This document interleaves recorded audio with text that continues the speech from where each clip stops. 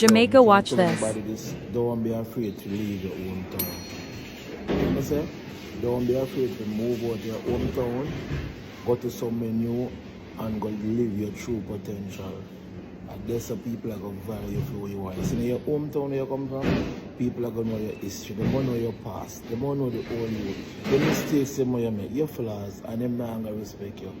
Left your hometown, be brave, be courageous, follow your heart, follow your dream, use the discerning spirit, leave your hometown, and go out there, go conquer the world.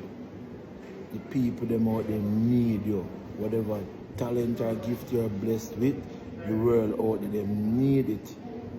I didn't say neglect your hometown, I didn't say forget where you come from, but go out there and go bless the world.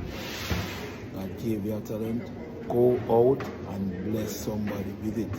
Leave your hometown. Big up.